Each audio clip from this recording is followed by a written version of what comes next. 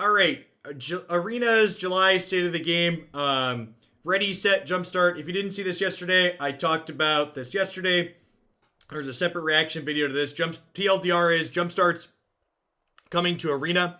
If you want to get cards that are in Jumpstart, you are either forced to play in limited events that do not have duplicate protection and don't give you progress towards every 6 packs giving you a wild card, or you have to craft cards directly for wild cards. Wizards of the Coast is not giving us the ability to spend money and buy Jumpstart packs on Arena, which is very annoying and frustrating, but it is what it is. Super consumer unfriendly. Really feels like a big slight to the fact that like they pushed this as like something that will be good for Historic and then didn't give us the ability to buy packs if you just want to play Historic. Again, one of the best things about Magic as a game is the ability for lots of people to enjoy playing it in lots of different ways, and it basically feels like they're telling me if I don't enjoy playing limited, I'm getting punished trying to get Jumpstart cards on Arena. Anywho, what else do we have in the state of the game? This is all Jumpstart stuff. Arenas, opens, historic return. Yeah, this is good. So these are the play as much as you want, put $20 into the slot machine event. For the record, I think these events are great. I think there should be some kind of competitive event on Arena every single weekend. I think the structure is fine. Best of one is not for everyone, but at the very least, with the banning of Nexus and best of three, historic best of one and best of three have the same cards legal in them now. So that's nice. If you haven't seen these before, basically how they work is you pay $20 to play a run on day one, and I believe you have to get to 7 wins before you take 3 losses. And if you get to that, you qualify for the second day, and the second day is best of 3.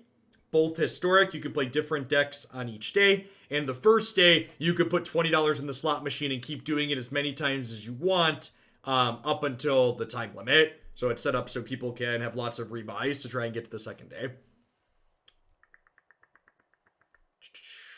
Zendikar Rising Qualifier Weekend. These are the top 1,200 tournament for limited and constructed. I've given my thoughts on the ladder before, but the ladder system isn't something I really engage with too much other than just like playing random matches. It's super stressful and anxiety inducing to care about your ranking. The ladder's so volatile. There's lots of videos of, people on the last day of ladder, like winning one match and going up 800 spots or losing one match and going down 800 spots.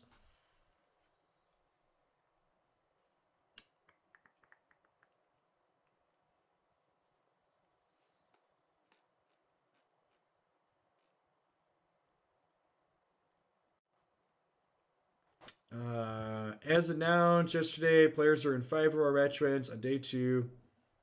Oh, I was gonna say it's weird. It's weird that I was just about to comment. It's weird that we mentioned the Zendikar Rising qualifier weekend in the middle of this event, but this is actually really good. It's weird that they put this before the event structure, but so here, another change is the Arena Opens fit in with the rest of Magic Esports. As announced yesterday, players who earn 5 or more match wins on day 2 of the Arena Open will be eligible to participate in the qualifier. This is actually really good. This is something myself and others have asked for a long time, and this is honestly, this is pretty perfect in my opinion. Like I've said, having to earn a specific ladder rank at the end of the day tends to be very stressful and frustrating with the way it rubber bands up and down and all around, and being able to just like play in a qualifier to get to the qualifier is a way that, like, for me personally, I would much rather prefer this. Like, you have your one shot to do it and that's it, but I'd rather engage in a tournament setting to qualify for a tournament rather than rubber banding and feeling stressed out about the ladder ranking. So this is a very positive change, I think. It's also nice that, this is like, they're integrating it with the other stuff, right? So this is a good change to call out things that are good when they happen. This is explaining what's happening. In addition to the prizes outlined above, you also receive card styles. Sweet. So you unlock random card styles. All for playable cards too. Languish, Lavamancer, Thragtusk, Isumaru. All of these will probably be playable cards. 7 wins or 3 losses, just like we talked about. Day 2, you get stuff up until some cash at 6 and 7 wins. F&M is at home for historic access, so this is sweet. I think these events are great for people that haven't seen this before. Is basically for people that don't have full collections on Arena, you'll be able to play historic in this event with whatever cards you want. So you'll be able to kind of sample and test different decks of your own creation or decks that you find online without actually having the cards. Things like this are really good for the game. One of the things I think Wizards doesn't do consistently enough is give players a little bit of a taste for free so they want to do more, and things like this are exactly what allow that to happen. So this is a way for players to sample a little bit of Magic and get a feel for it, because once you play a little bit, if you enjoy it, you're going to want to spend money. Giving players a little bit of something for free like this in the long term will make Wizards more money.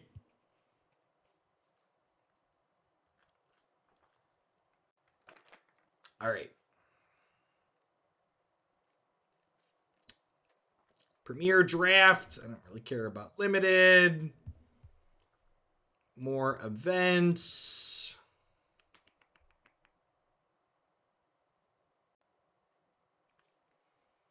Those of you wishing to complete your collection, kick off the Festival of Time on July 25th. Rotation-proof new player deck, sure. Wait. Is this a play? Last but certainly not least, for those of you who want to kick off your collection in Course of 21, showcase style cards, we kicked off the Festival of Time. Omena Hunk, thanks for the 10 months. I appreciate that. Welcome back.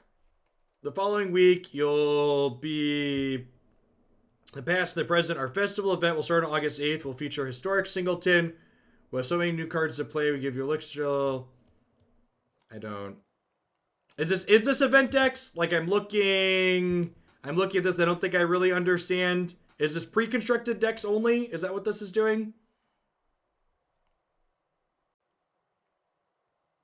It's weird. It's weird to me. So, I think, and again, talking about giving players a sample, I think this is something that Pokemon TCG does. I think there should honestly just always be a queue like this that doesn't have a flipping entry fee. Why are they charging an entry fee to play with event deck precons? This should just be a queue that's always available for all players. That's just a precon queue to let new players get a feel for playing Magic on a playing field that's well balanced. So again, this is great, and it's something that should always be in the game, and it shouldn't have an entry fee. It's just something that should be there to introduce new players to the game and let them get a feel for playing Magic all the time.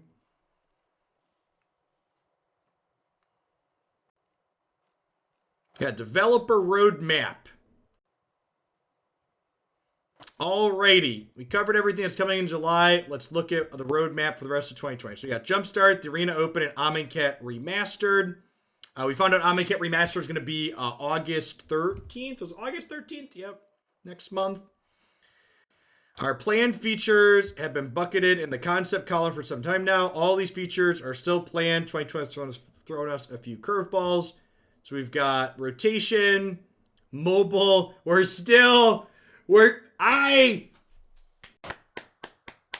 This is some optimism. I like to see that the development team is still incredibly optimistic that Magic Arena will be on mobile in 2020. For the sake of everybody's health at home, Please do not hold your breath waiting for a mobile client. I am concerned with your health. Do not hold your breath waiting for a mobile client.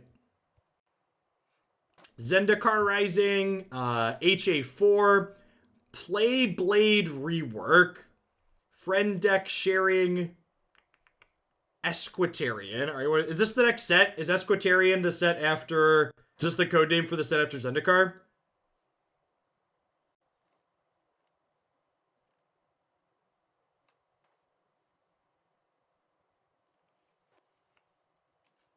Amonkhet Remastered coming August 13th. Okay, so that's sweet. So if we do another Hoaglandia Open after the one this weekend, it will probably be after this.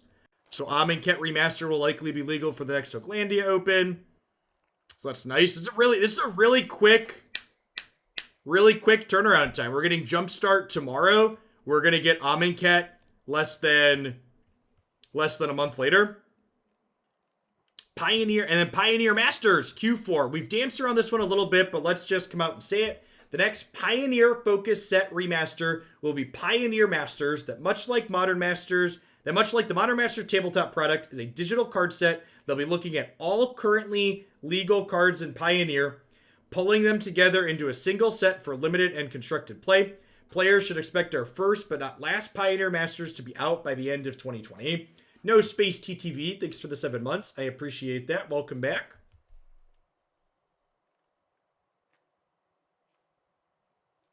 What's Pioneer? I mean, at this point, Pioneer Masters just means that we're going to get an injection of historic cards, right? Like, until all of Pioneer is on Magic Arena, Pioneer won't exist, right? So, like, until we get to a point, which honestly, I would be surprised if we get to that point before, like, the end of 2021, is where does that end up being? The other question is, like, okay, what cards are coming here, right? So, like, Pioneer Masters in Q4, does that mean Historic's gonna turn into a wasteland of Heliod combo and Inverter combo, and we're gonna be thought seizing each other?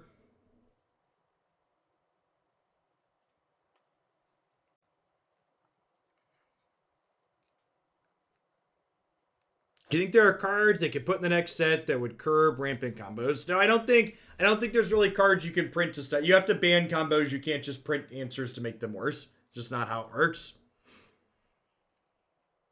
So yeah, it'll be interesting. This could go a lot of different ways. So Amonkhet Remastered coming soon. Will be fantastic. Worth. What does Playblade Rework mean? Did something down here say that?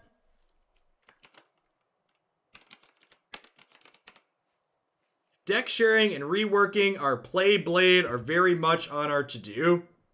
What does Playblade mean? Anybody know what that jargon means?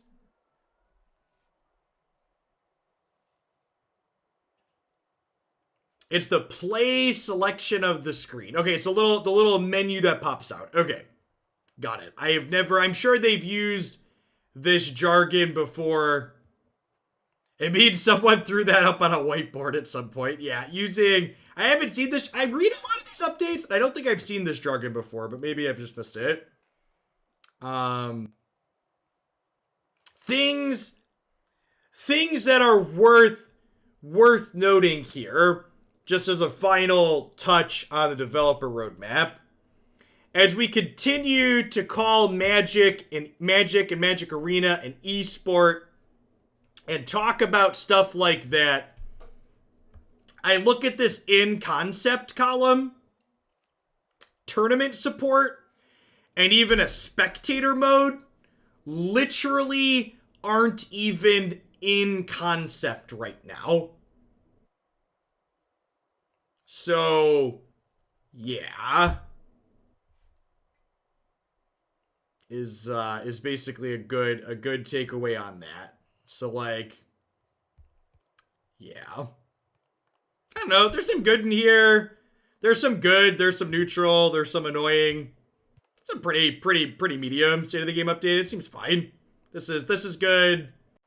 Linking the historical access is good. Linking the historic open to the qualifier weekend is good. Jumpstart is mixed because they're not letting us buy packs. Yeah, like this is like, I think it's like a solid B, maybe even a B plus. I think there's more good than bad in here.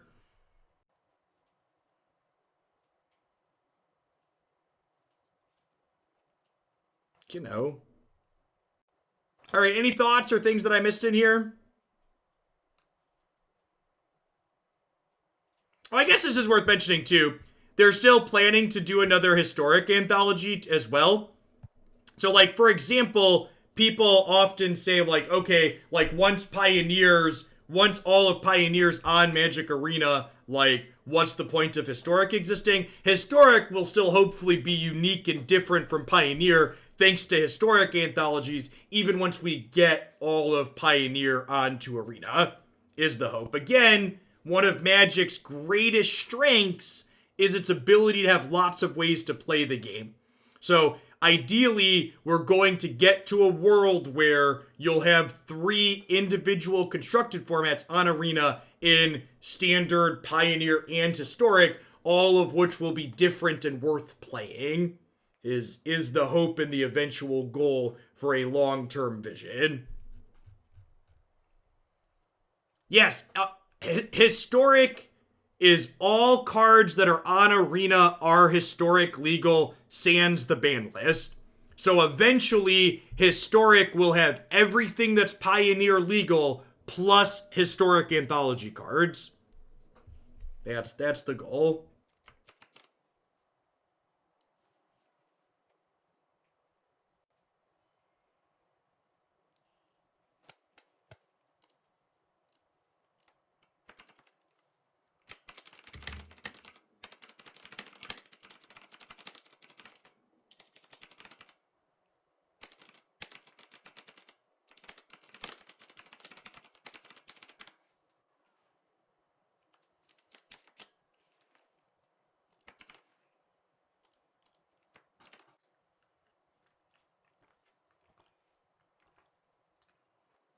Yeah, I don't do deck bumps midstream.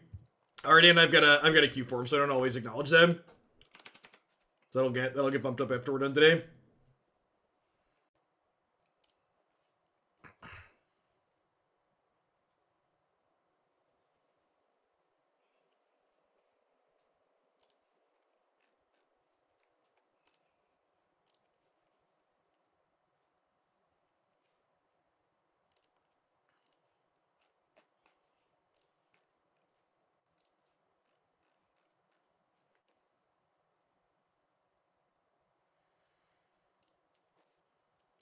All right, what are we doing? We're gonna switch over to Runeterra for the rest of the day. Thanks, Beansy. Sounds good. We'll be back with some Magic Arena tomorrow once Jumpstart is legal. But with no bans implemented in Historic and waiting on Jumpstart, we're gonna wait till tomorrow to do more Magic. So back in a bit with Magic.